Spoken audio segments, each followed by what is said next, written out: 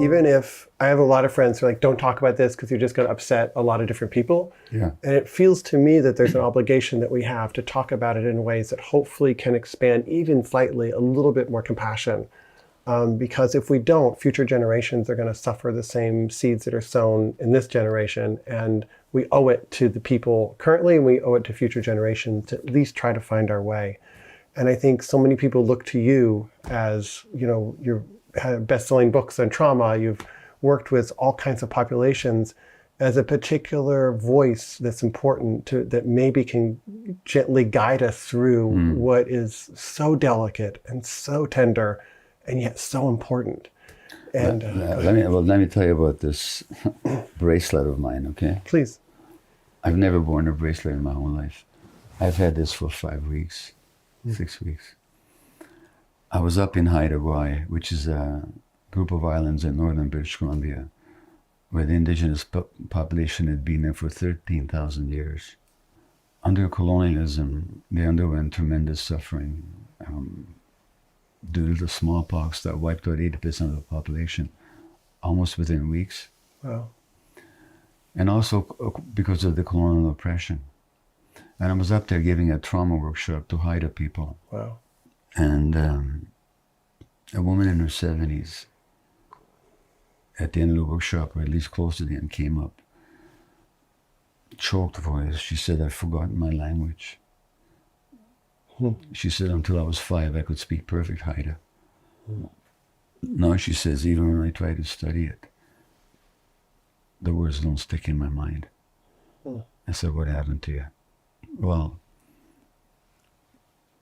to make it really short, when she went to the school and she dared to speak her tribal language, the teacher took a heavy stick and beat her about the face and the body and the head relentlessly. I helped her to understand that what she was ashamed of, including her passivity in the face of this aggression, was what saved her life. Wow. And that her forgetting her language was her organism's way of protecting her. Because had she spoken it again, she would have suffered even more grievous suffering. Wow. So she relaxed quite a bit. She even laughed, and she was going to go back and learn her language again. But at the end of it, the Haida people gave me this bracelet. It's a carving. And the meaning is, these words matter. So how we speak about anything in this world, especially anything so painful and so mutually traumatic and so encrusted with history, not just history, but certain interpretations of history, and so much pain. These words matter. And so I pray that in this conversation, you and I will be able to speak in a way where, at the very least, we don't add to the burden of pain.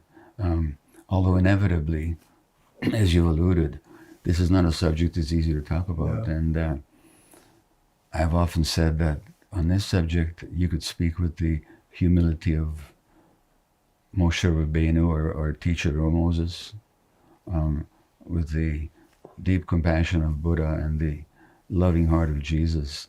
And some people will still dislike it and resent it. And I can't help that. Yeah, and we do our best. 4 years ago, they found some, seems like, buried bodies of indigenous kids here in British Columbia. And we know that thousands died in the residential schools run by various churches and the governments here in Canada. Thousands died of children. 3 weeks before these bodies were found, there was a poll done here in Canada, an opinion poll.